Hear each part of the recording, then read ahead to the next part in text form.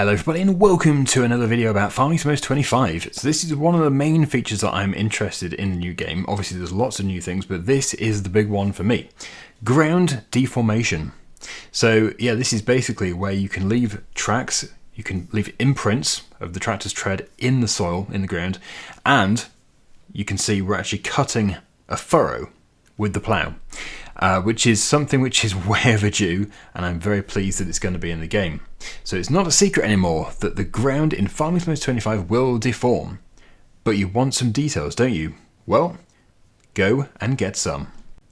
Alongside new screenshots visualising how the ground will deform, senior software engineer Eddie Edwards from Giant Software will go further into detail on how it actually works. So there is Eddie Edwards. So just quickly, we can find out a little bit about Eddie. So Eddie is one of the senior engineer programmers for Farming Simulator who's been with Giant since the early days of FS13.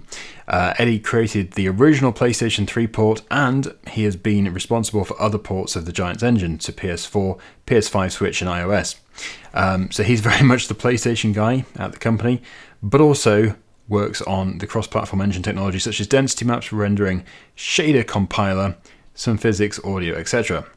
There's not much in the Giant's engine that he hasn't worked on to some extent over the last 12 years.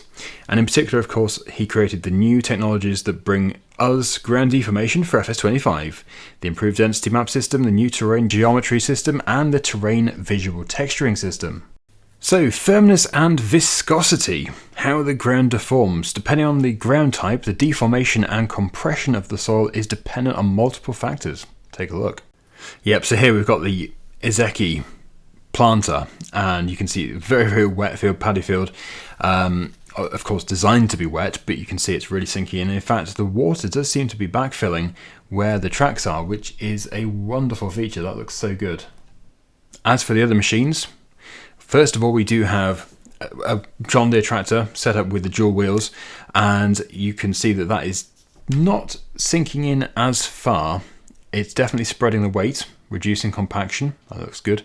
The next one to the right, a John Deere with single wheels, but it's really getting caked up there. I do like the caking up. I think that is a brilliant but yet overdue feature of the game, because it's also dynamic. It doesn't just have one, like, it's not just like a new tyre or an absolutely caked tyre. There are different stages of that, which is nice, and they do clean as well when you go on the road. And then we've got a harvester there, which is even leaving prints in the dirt track.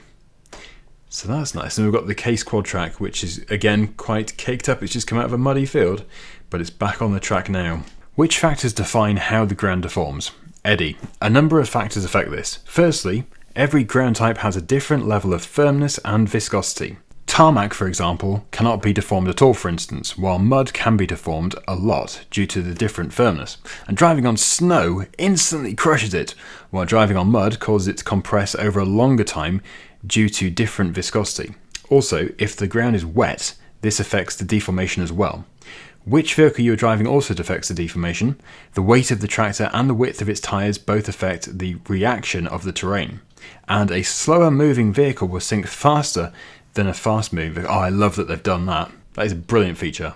So here we go again. We've got the big John Deere tractor in the snow, and you can see it is just instantly crushing it and leaving a nice deep track, as you'd expect. I can see it's having some great fun in the snow. Yeah, who would want to snowplow it now? Just drive around and make some massive tracks. Great fun. How does ground deformation affect gameplay? What will players feel? For the first time, FS25 gives a real physical response from the terrain. You will feel the tractor bumping over the ground, and you will see it create ruts and tracks. And if you go back and drive over those ruts and tracks, you will feel the effect from them as well. It is also harder to steer if you have dug into the ground, just as it is in real life.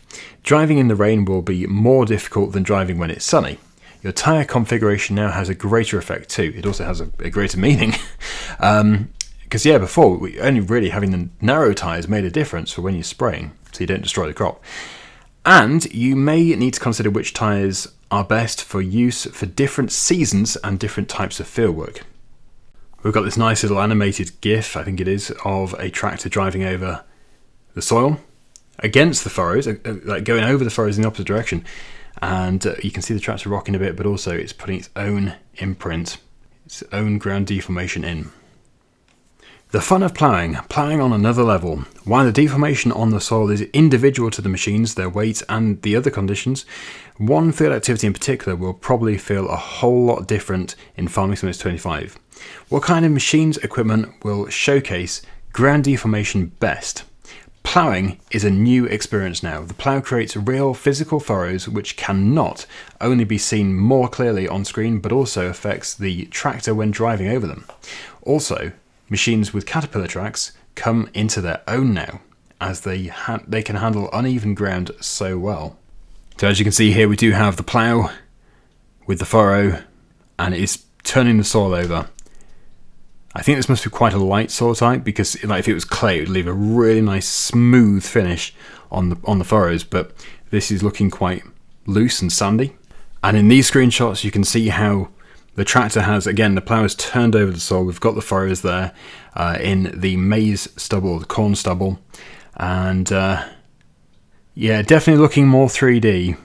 The best thing of all, though, is the fact that we do actually have a furrow, which hopefully we can drop into with the tractor's wheels. We can actually sit in a furrow while we plough. Unless, of course, it's an above ground plough, you know, where you sit out of the furrow. But yes, if you're using the smaller ploughs, you'll be most likely in the furrow. Want to know more? Let's talk performance, visuals and challenges.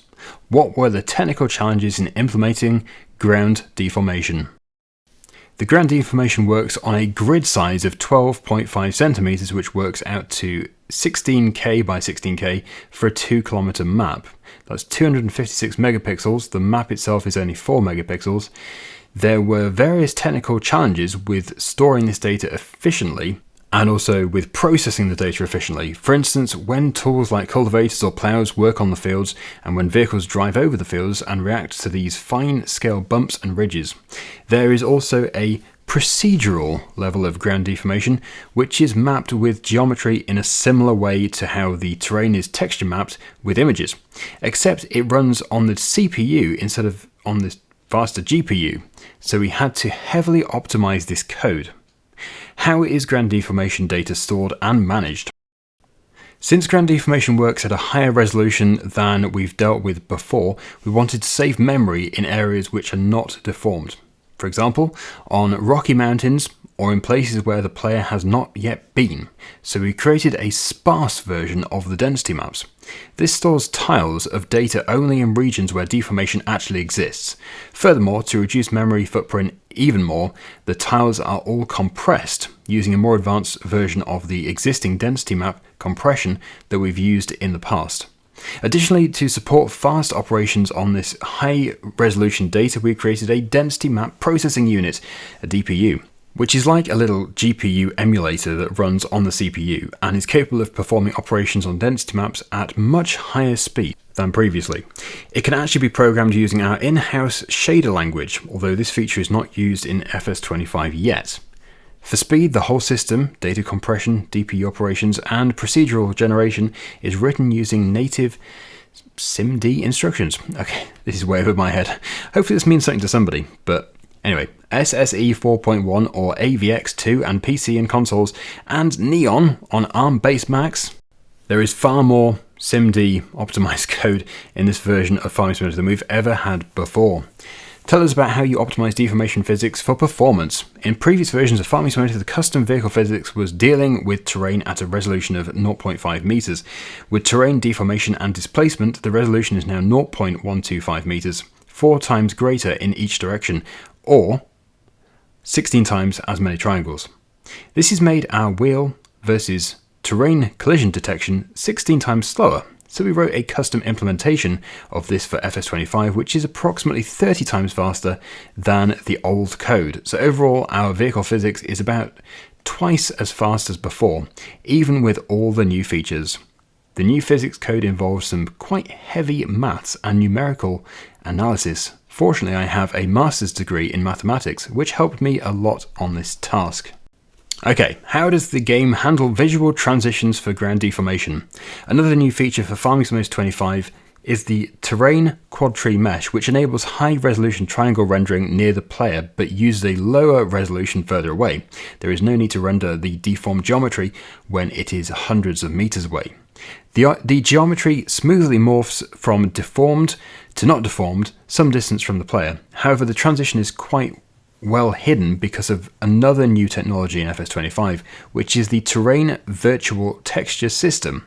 Although deformation is not rendered in the distance using triangles, it is still shaded and rendered into the terrain texture using a graphics technique called normal mapping, so the deformation is still clearly visible even on distant areas where the rendered triangle count is very low, and you can see the tracks left by AI vehicles even if you are watching them from half a kilometre away. Are they talking about workers? AI vehicles? I don't know, we haven't had confirmation of farmers working in their fields, like neighbouring farmers, so I'm guessing that would be a worker. And finally, what do you personally like most about ground deformation in the game? It was a very rewarding experience to implement all these new technologies, and I love the fact that the result is not only a better visual experience for the player, but also that it interacts with physics and gameplay in such interesting ways, making FS25 a much more interesting and realistic simulator than ever before, indeed. Yes, so very interesting. Giants did put out a 25-second video as well a few days ago, so do check that out on their channel.